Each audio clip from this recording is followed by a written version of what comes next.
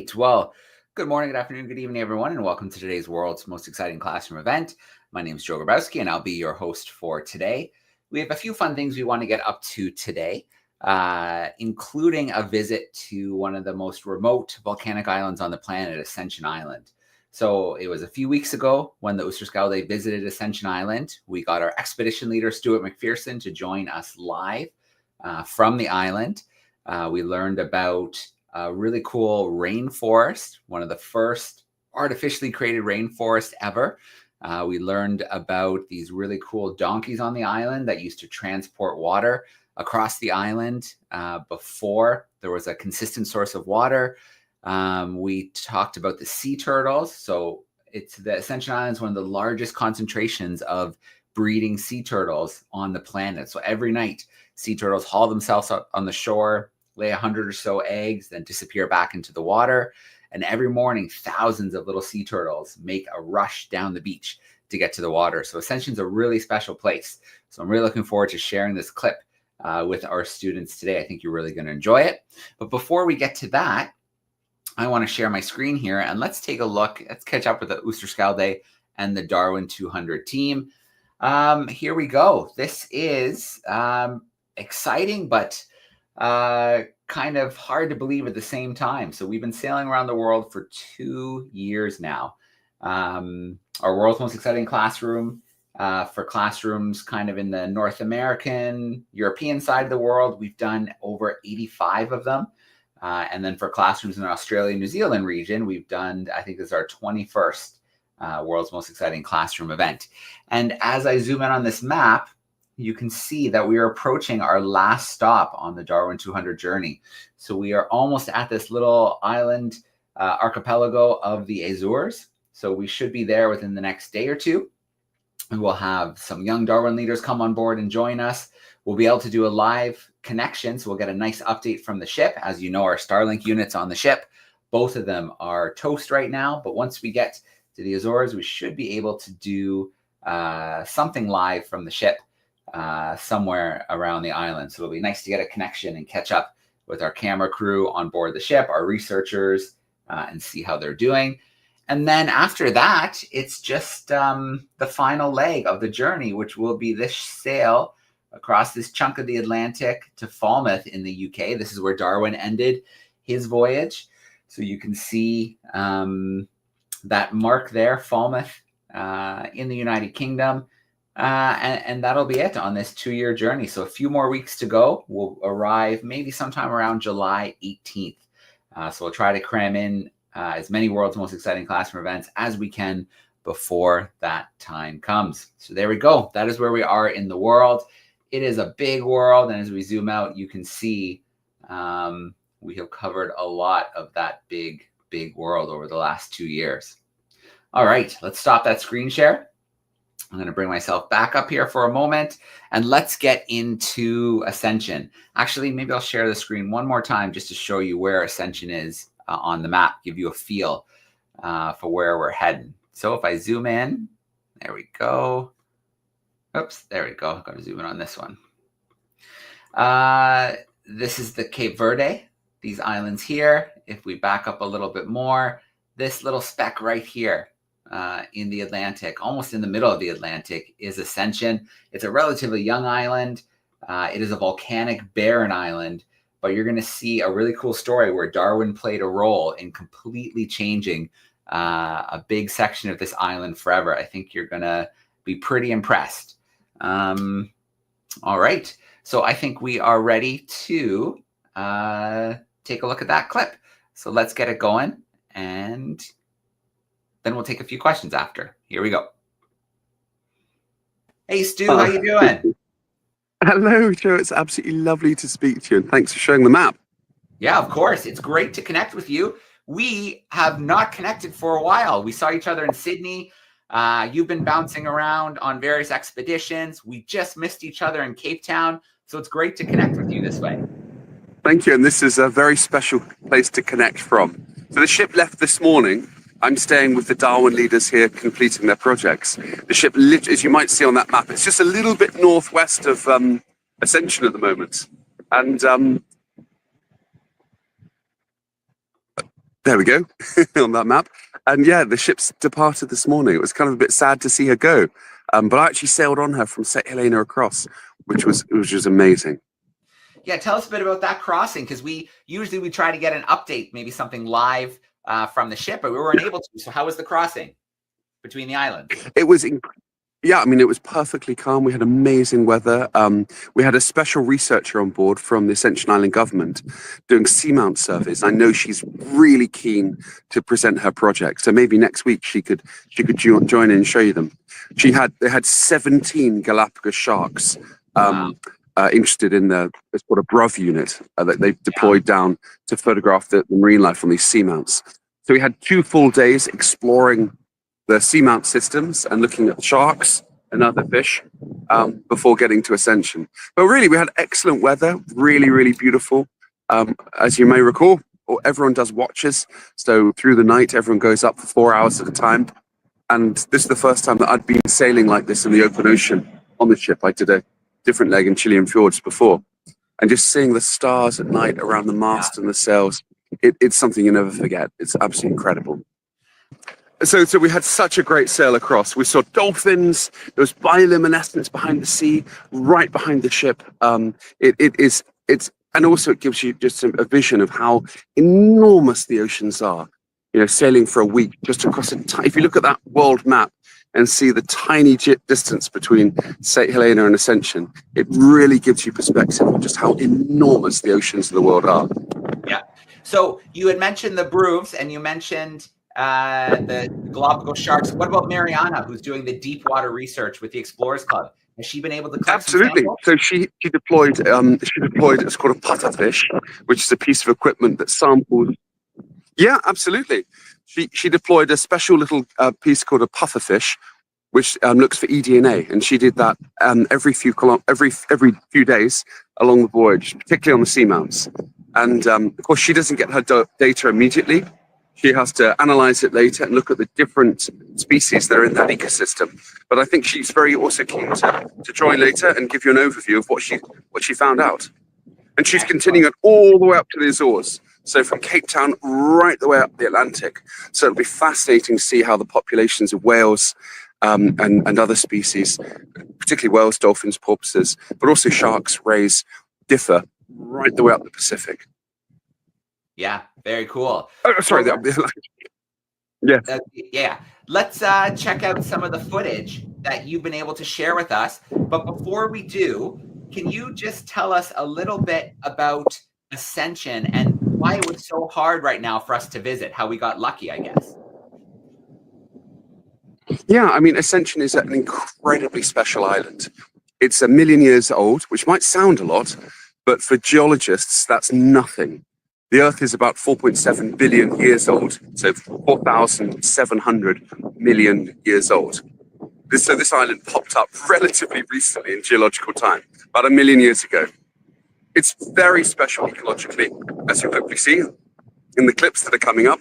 It has some incredible stories to tell. It's an island that has been severely impacted, as you'll hear, particularly the seabirds and the marine life around the island, and especially the sea turtles. But it's also an island that has a wonderful story to tell of recovery and hope for the future. Because I'm literally standing outside the Ascension Island Conservation Department here, this building here. And the team for the last decades have done unbelievable work to change the future of this island for the better and safeguard the amazing animals. So when you hear the stories that we're about to cover in the little clips, this is the headquarters, this amazing building and this amazing team. And hopefully the messages that they relay, the stories relay, go to show that it is within our power to save endangered species. And honestly, I can't think of anywhere else in the world that demonstrates that better than this island.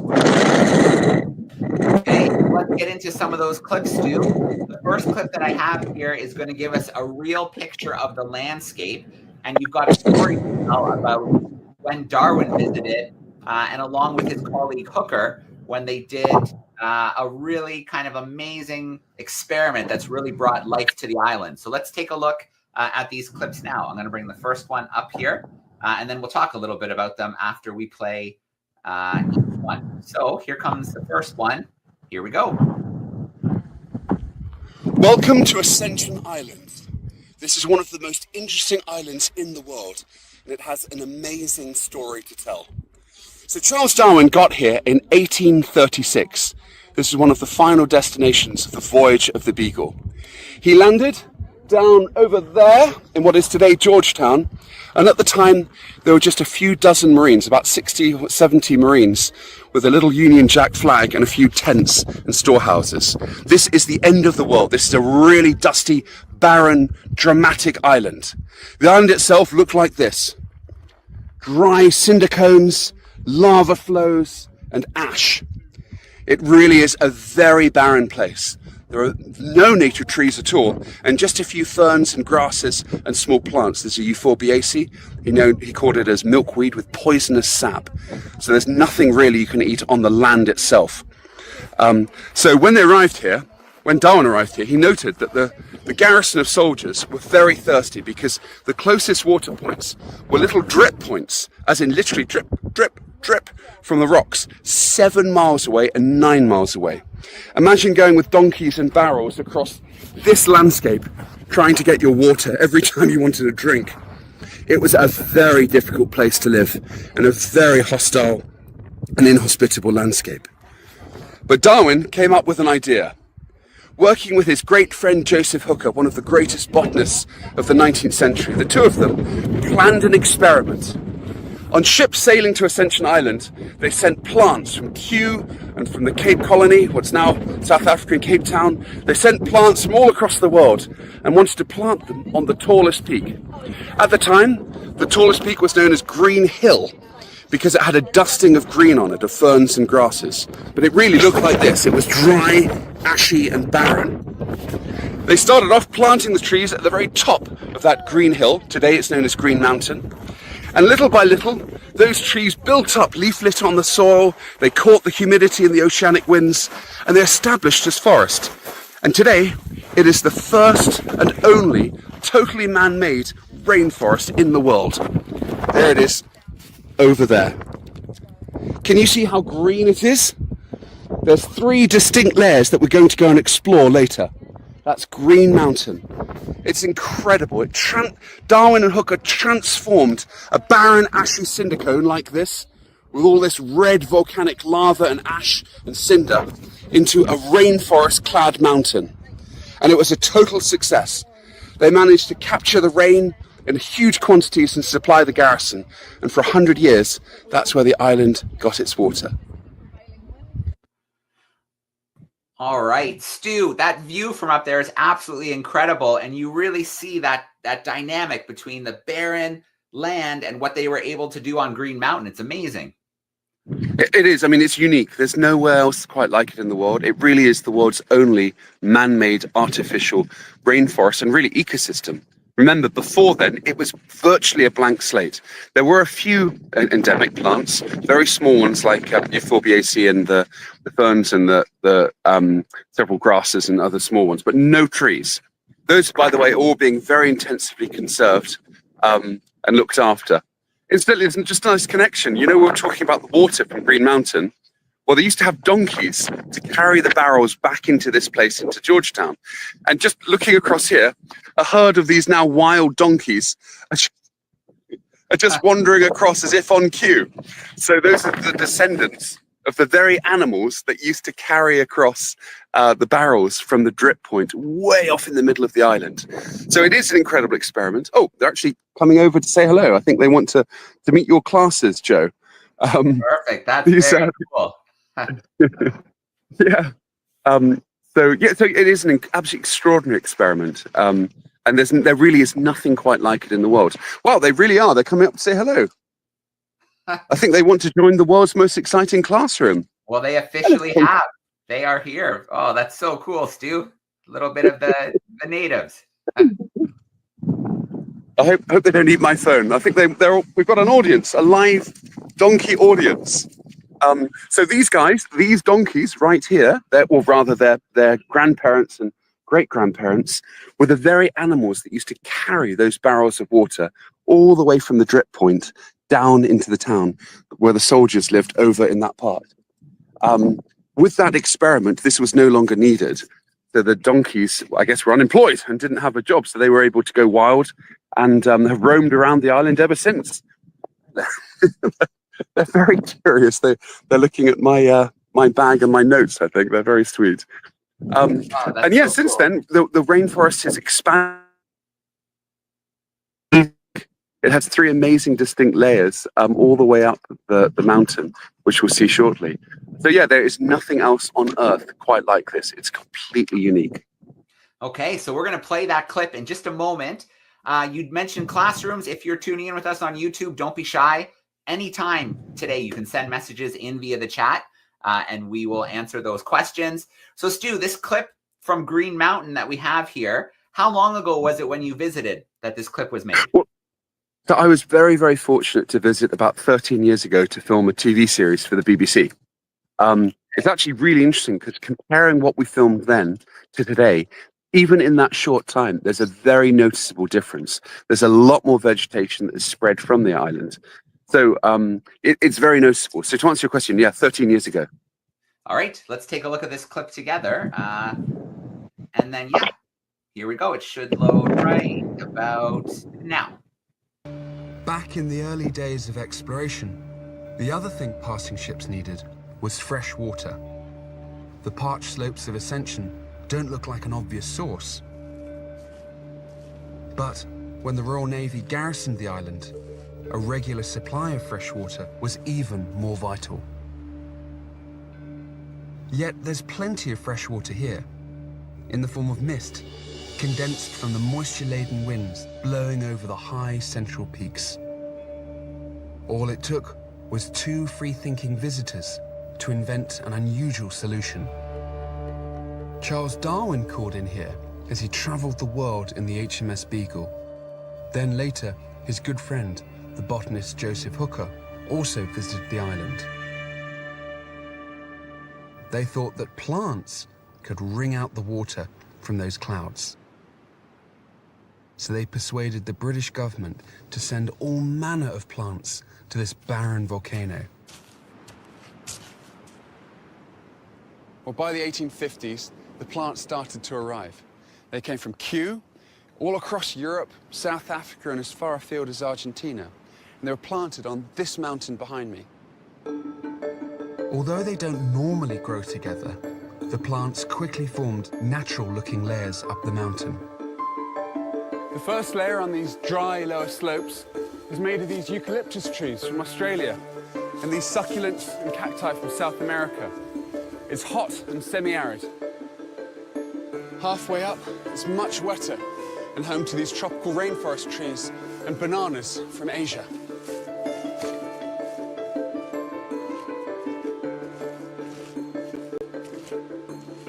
The upper slopes and the summit of the mountain are much cooler, and they're home to this mossy montane cloud forest. And it's really interesting that you get these 3 layers. These layers occur on tropical mountains across the world. And the fact that they've developed and stratified like that in such a short time is just nothing short of amazing. Even more amazing, this man-made forest did exactly what Darwin and Hooker hoped it would. Different plant species were selected to trap more and more humidity from the air. This is one of the original ficus trees that Joseph Hooker sent down from Kew over a century and a half ago. And he selected this tree specifically because these highly divided branches and these long aerial roots, they're all covered in moss, and that dramatically increases the surface area by which the moisture can be trapped. And the results couldn't be more efficient. There's been no rain up on this mountaintop today, but as you can see, the roots are literally dripping with moisture.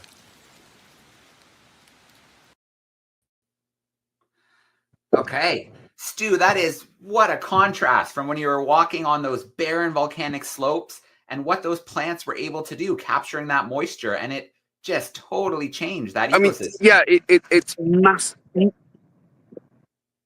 They really did.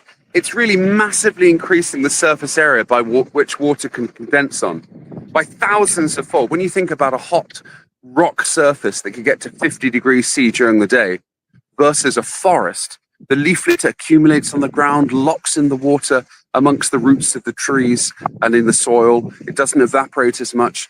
the trees then capture the water, the humidity in the airs as the air is brought up from nearly 900 meters from sea level and causes the humidity to saturate out.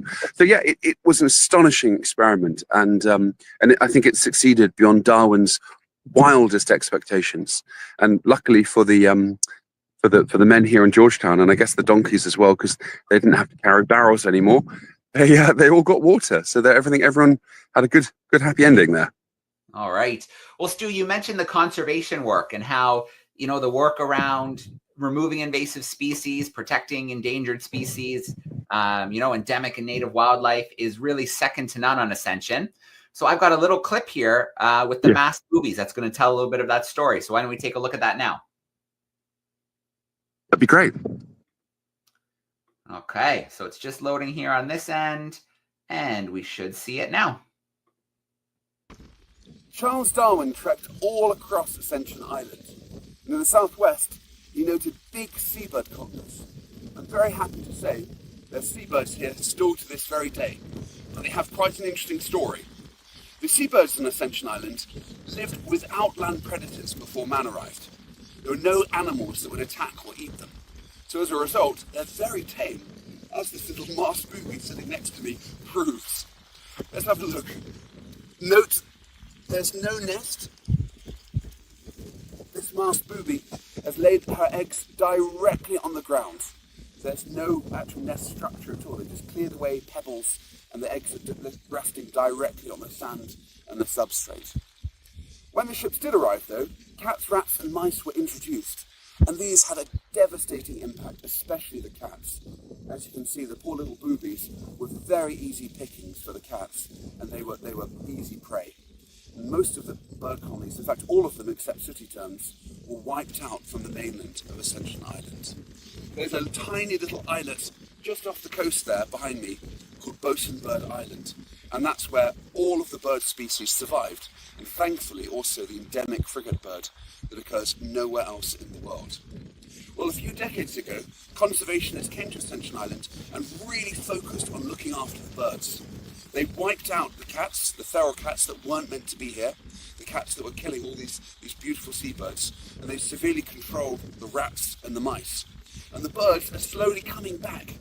I was here 13 years ago, and there were a few hundred masked boobies down at the coast behind me. But now there are thousands coming back, nesting here on the beautiful mainland of Ascension, like this little one here. And the numbers are increasing, and hopefully spreading back all across the island. So it looks like there's a positive future for these beautiful seabirds of Ascension Island.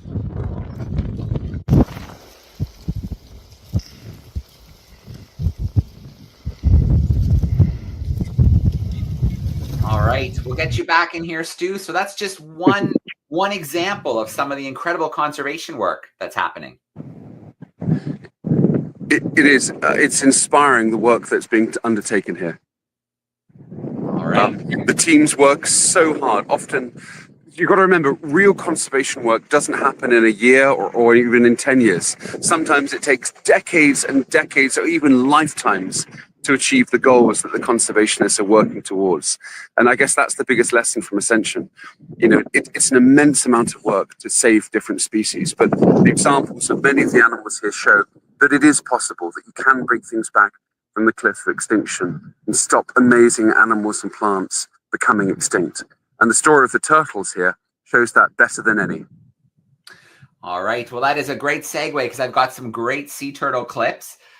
There's no sound on these clips. So Stu, if you want to talk a little bit over the clips, the first one I'm going to play is a night clip of the sea turtle coming up on shore and laying its eggs. So I'm going to get that playing. And if you want to talk a little bit over it, Stu, feel free to talk a little bit about the turtles, but the video should be up now. Absolutely.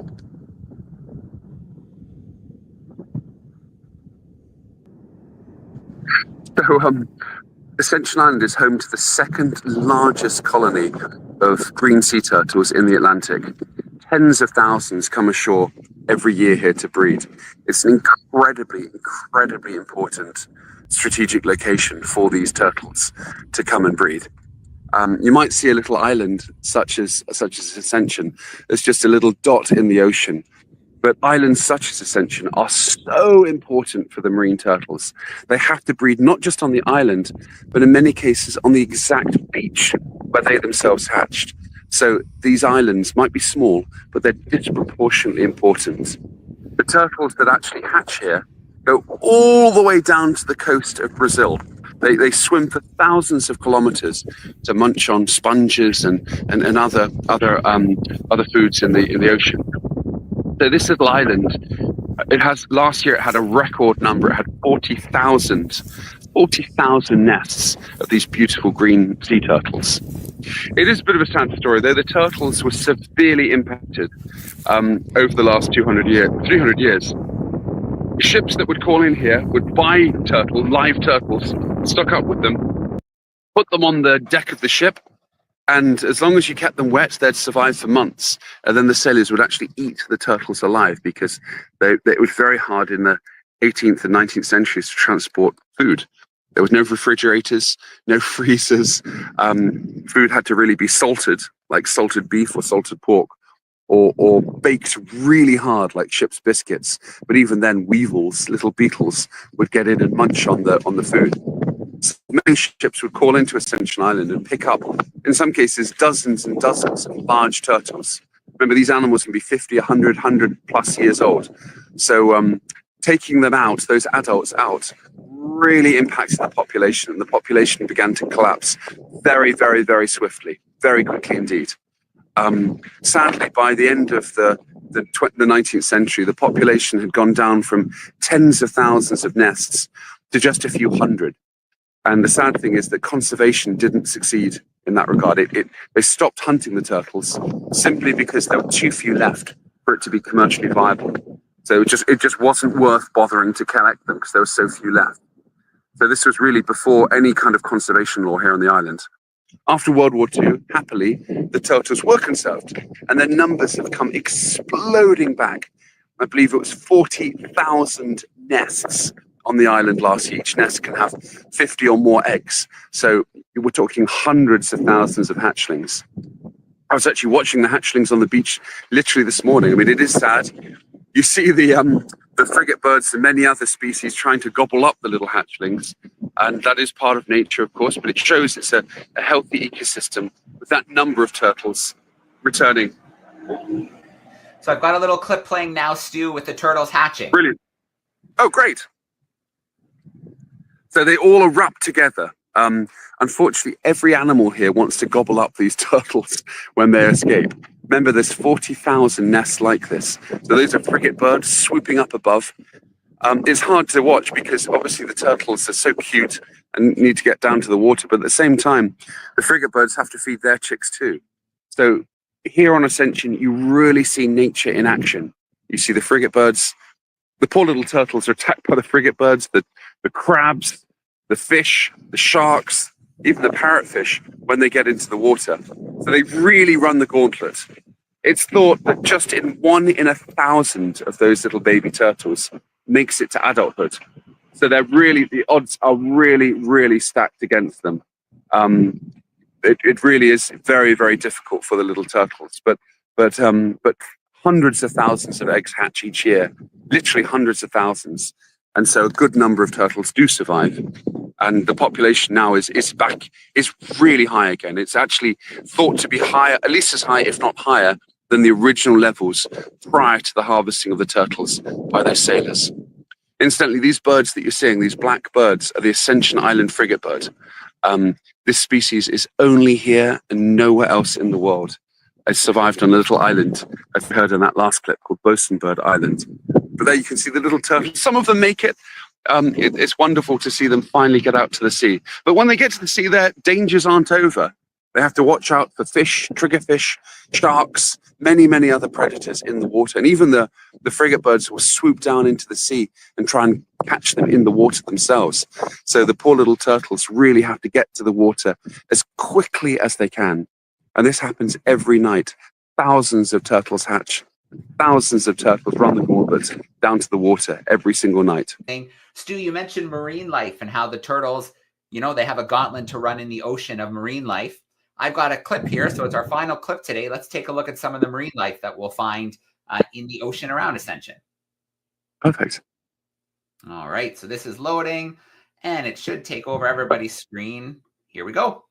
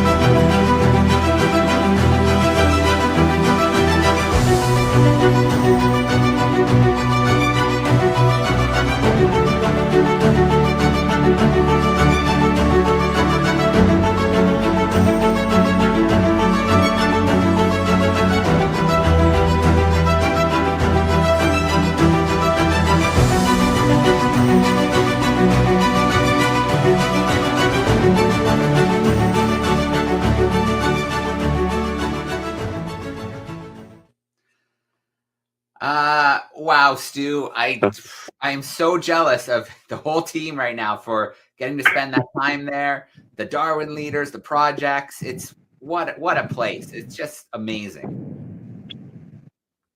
It is.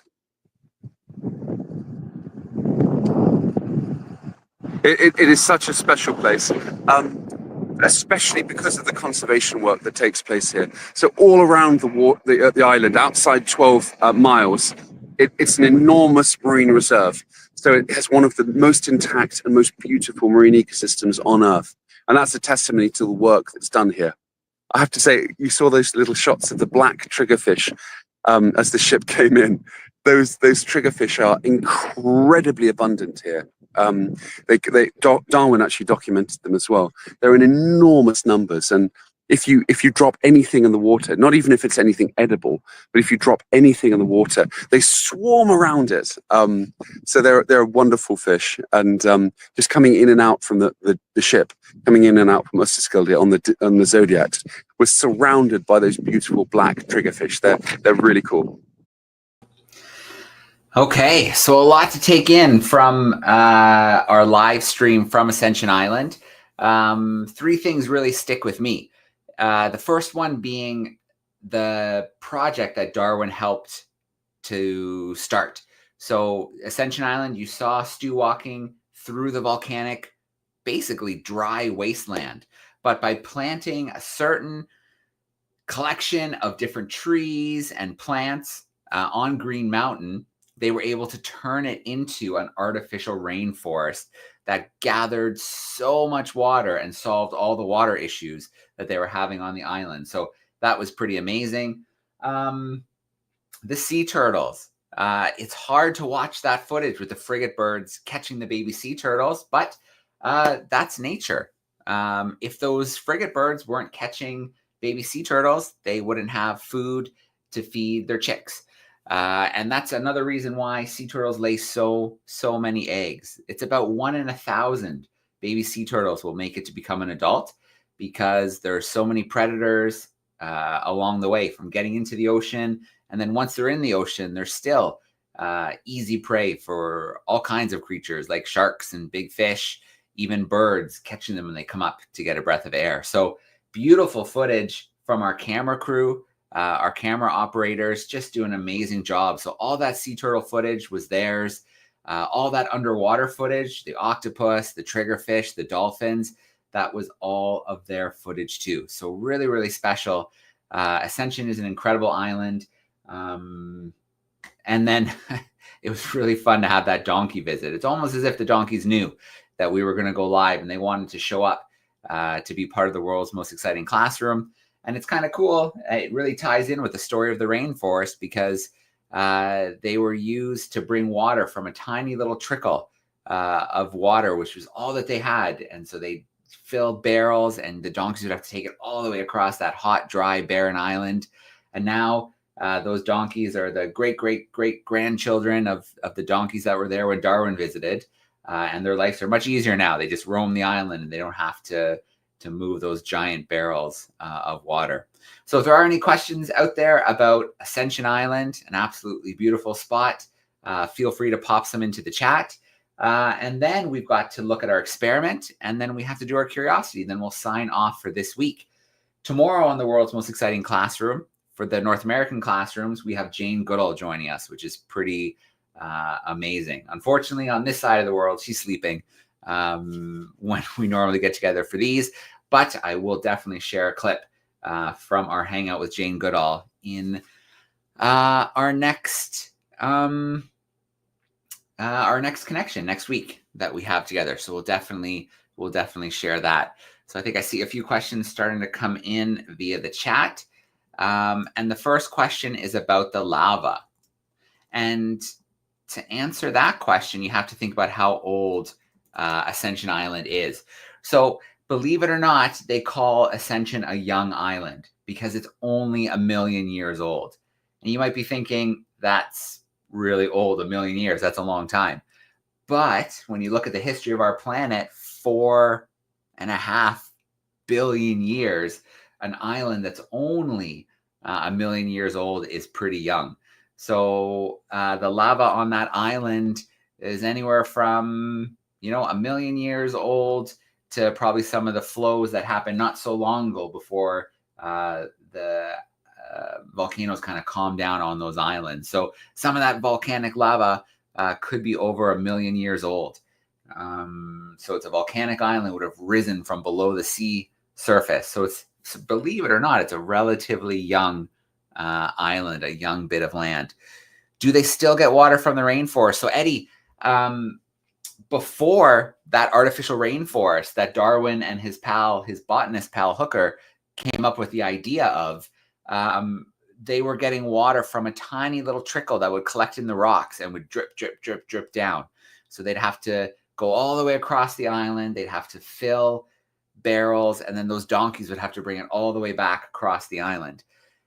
Planting all of those trees, because so much clouds would drift into the sides of the mountains, but there was nothing to catch the moisture. So by planting all of those trees, it captured all the moisture and it turned that empty volcano into a rainforest. So now there is tons of water that they can collect. You saw Stu squeezing that vine from the tree, and it was just like a sponge soaked and dripping with water. So there's plenty of water now for the people who live on Ascension, because Ascension is still an important military base for the RAF, the Royal Air Force, and also the U.S. Air Force. And there are, of course, people who live on Ascension as well. Oh, how many donkeys on the island? Pippa, I have no idea. We saw a little group of about 3 of them in that clip. I wonder if online might have that answer. How? Let's see. Nope, no guess on there. Yeah. Oh, here we go. There's about 100. They think there's about 100 that are probably just roaming. They call them feral donkeys because they don't do any work anymore. They're not being kept by farmers. They're just left to roam the island. So there's probably about 100 of them. And I think we found the 3 most friendly ones on the island who were more than happy just to come over and hang out on camera for us, which was really, really awesome. Stewart was on the island for about 2 weeks. So he sailed from St. Helena to Ascension, and then he was on for a week with the Darwin leaders. Then the ship set sail and left, and he stayed for another week to make sure the Darwin leader projects were finished, and then to just do some filming and collect some footage for videos that we'll make when we get back and when this sailing part of the expedition finishes. So he was there for 2 weeks, about 2 weeks, and it's not his first trip to Ascension. I think he's been at least 2 or 3 times to Ascension. How much water is collected on the island in a day back when it was discovered? Eddie, wow, that's a really hard question. I don't know. That was so long ago, probably in the 1800s, although it was discovered earlier than that. Originally by the Portuguese, and they basically took a look at the island and were like, this is an empty island. There's no plants. There's no water we can find. And they kind of left.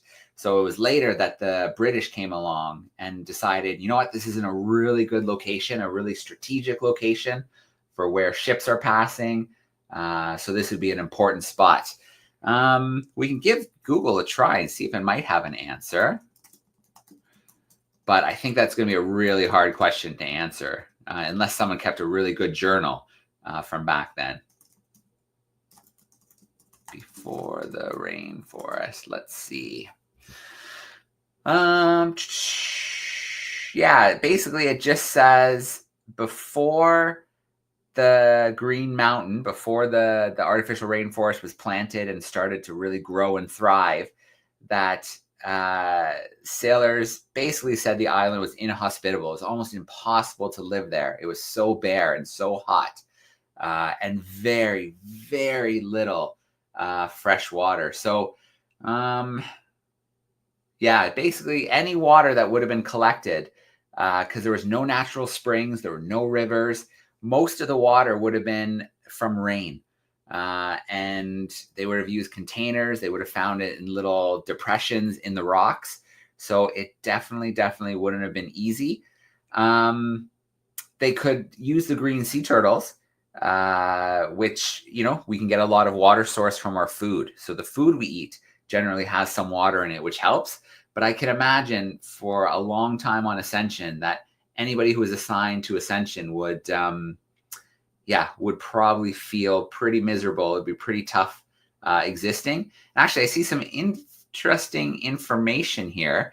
It was 1847 to 1850 when 330 plants from Kew, which is Kew Gardens in the UK, just outside of London, were brought to Ascension. So over those years, it was about 330 plants that they brought to Ascension. And then as you can see, it was massively successful and turned that entire volcano, Green Mountain, into a rainforest. So there's really nowhere else like that in the world, that kind of artificial rainforest created on an island. What was the name of the blue fish? So those fish were triggerfish. So triggerfish are kind of cool fish, but as a scuba diver, you have to be a little bit careful around triggerfish because triggerfish are very territorial. They don't like people in their territory, other fish, people, scuba divers, and their teeth. They have very strong teeth. So sometimes scuba divers get bit by triggerfish because they get too close. They get into their territory. And Ruva's got one more question here. How old is Ascension?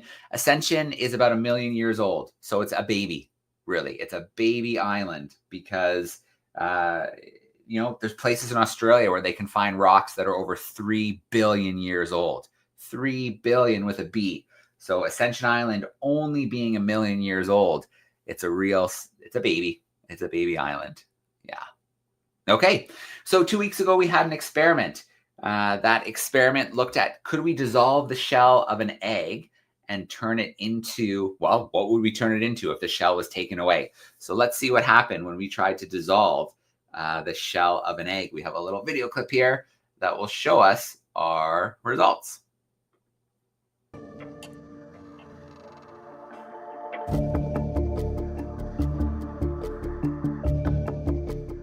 Welcome back, everyone. How did you get on with your egg experiments? Well, mine have been sitting in vinegar for over 2 days, and I can see quite a lot has happened. These two, if you remember, the red and the blue ones, were the hard-boiled eggs. These two were the raw eggs with soft centers. So let's take them out and have a little look. Wow, look, you can see the shell has completely dissolved. I'll take out the blue one as well. Look, the shell is completely gone, and just the outer skin of the shell is still visible. You can see underneath it, that's the actual egg there. Those bubbles that we noticed bubbling away, that was carbon dioxide as the vinegar reacted with the calcium carbonate of the shell. And if you look closely, the shell has completely gone. This is the white of the egg inside. Although it doesn't look very tasty, I don't think I'm going to try and eat these eggs. Now let's look at the raw eggs. These have grown in size. And the shells on these have also completely disappeared. Why do you think the raw eggs have grown to be larger than the hard-boiled eggs? Well, the answer is that without the shell, the eggs have expanded in size due to osmosis. Water molecules can now permeate the membrane of the egg, expanding the egg in size. Whereas with the hard-boiled eggs, they're already cooked and hard-boiled, so they can't really grow very much.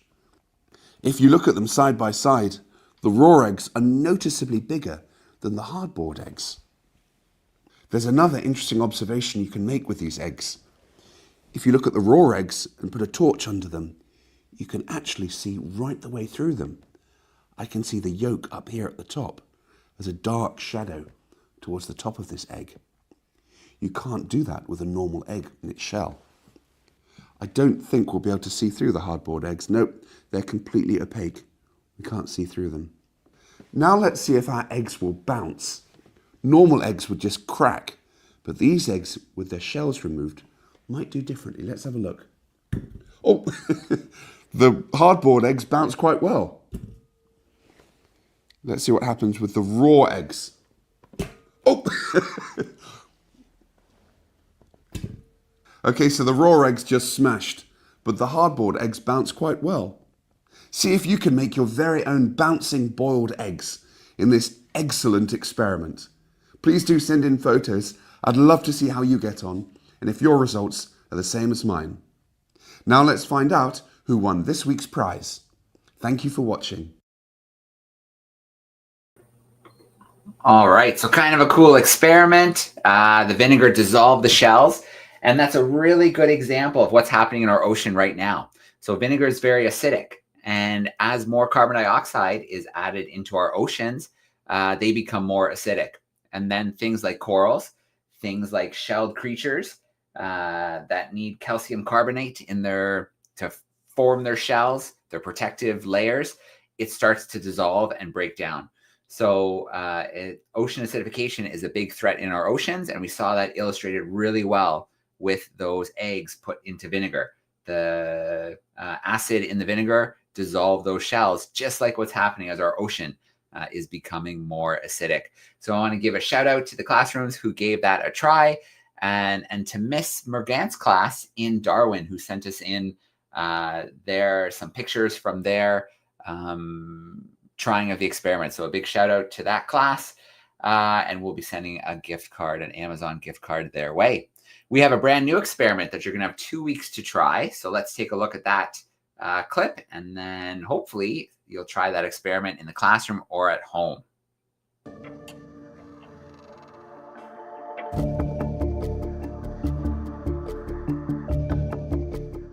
Welcome back, everyone. In this week's experiment, we're going to create rainbow rain. This is a really fun experiment and a very colourful one.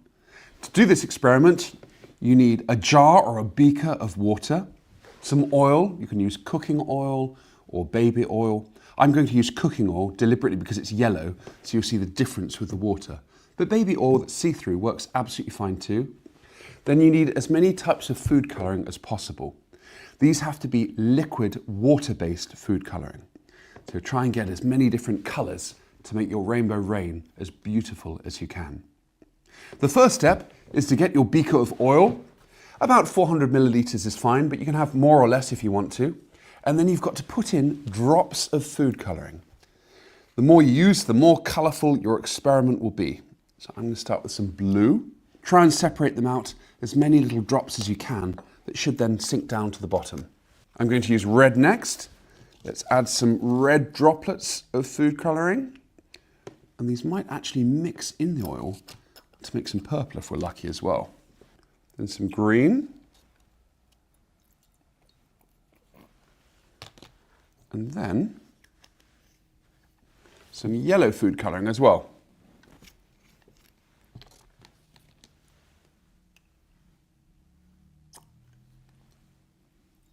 There's quite a bit of yellow in there. So once you've added your food colouring, you then have to mix up the oil to make as fine little droplets of food colouring as possible. Give it a good stir and a good mix. It's pretty well mixed, I think. And you're then ready to create your very own rainbow rain. Let's pour this in and see what happens.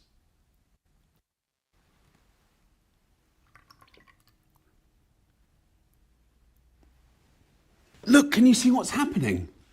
The food colouring is sinking down to the bottom of the layer of oil and coming down as rainbow rain.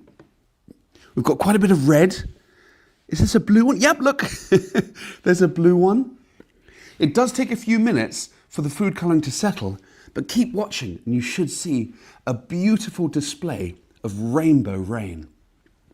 The more you mix your mixture of oil and food colouring, the finer the droplets in the oil and the thinner and smaller and finer the rainbow rain is in your water. My rainbow rain is quite active. Look, can you see these big swirling sections of blue dripping down from the oil layer into the bottom? It's a little bit like a lava lamp, isn't it? Can you recreate this experiment in your classroom and work out why the oil, the water and the food colouring creates this rainbow rain effect? Send in your answers to classroom@darwin200.com and we'll find out the answer in 2 weeks' time. Good luck in creating your very own rainbow rain, and thank you for watching. Okay, there we go. That's our experiment for this week. Let me close that down. There we go. So you have 2 weeks to try that in your classroom or to try it at home. Again, it's a nice, easy experiment. There's not a lot of supplies needed. You might have most of the supplies, water, oil, some eyedroppers, some food coloring. You might have most of those supplies at home, or maybe even find them in the staff room kitchen or something like that. So classroom@darwin200.com, send in some photos for us. You have 2 weeks to give that a try. Last week, we had a really cool curiosity of the week. So I want to share the answer to that with you right now. So just bear with me while that video loads. And we're going to take a look at the answer to last week's curiosity of the week. Last week, this was our curiosity. You had a week to think about what this was and send in your answer. You can tell it's fossilized. It looks like a shell. If I open it up, this one's been cut in half. You can see what it looks like inside. You can see it's been crystallized inside as well. So the answer to this week's curiosity is this is an ammonite. So this ammonite is a fossil. This was found in Madagascar and is probably somewhere between 100 to 110 million years old. So just to tell you a little bit more briefly about ammonites, they are a mollusk. So from the cephalopods, like our current nautilus, like our squid, like our octopus. And they were around during the Jurassic and Cretaceous period, so when dinosaurs were roaming the earth, and for about a period of 140 million years before they went extinct, which is, yeah, so they're around for a while, but then like many other animal species, we did lose them to extinction, and that happens naturally. That's something that happens naturally on our planet. Different times it happens at faster rates, depending on what's going on. And so the creature would have lived inside of this front portion, and then the rest of it would have been chambers full of gas and fluid, and the amount of which could be altered to rise and sink in the water column. So that was our curiosity of the week, was an ammonite, and it's just over 100 million years old. Okay, a shout out to Mr. Seltman's class in Margaret River, who had the correct answer that it was an ammonite. And so, yeah, an old fossil, probably over 100 million years old. They are extinct. We don't have them around now. Nautilus would maybe be the closest thing, a nautilus. If you've ever seen a picture of a nautilus, they're probably the closest thing we have still around in our ocean. So that was the answer to our curiosity of the week. And we have a brand new curiosity for this week. Let's take a look at the clip. Back, everyone. For this week's curiosity, I have a fossil. This isn't an animal. It's something much, much older. Look very carefully and you'll see layers and hear this ring-like structure. What do you think this might be? It's one of the oldest forms of life to have evolved on Earth. If you look very carefully, it's made out of a granular sandy-like substance. And it has these distinctive layers or rings, as you can see here. This fossil represents one of the oldest forms of life that evolved on Earth. Can you guess what this might be? Send in your answer to classroom@darwin200.com for a chance to win an Amazon gift voucher prize. And join me next week to find out the identity of this very strange fossil. Good luck and thank you for watching, and see you next time. Okay, there we go. That is our curiosity of the week. That is going to be a tricky one, so you might have to do a little bit of research to try and figure out what that fossil is. You can always look back on our YouTube channel, either Exploring by the Seat of Your Pants or DARWIN200, and you can find the experiment or today's event and then find the experiment in there, as well as the curiosity if you need to take another look. So that is it for today. Thanks so much for hanging out with us.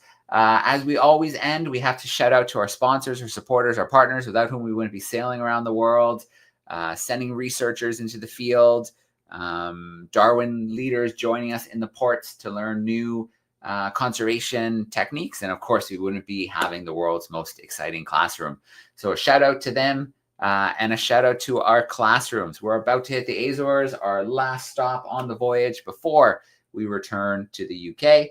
Have a great week, and we hope to see you again next week. Thanks, everyone.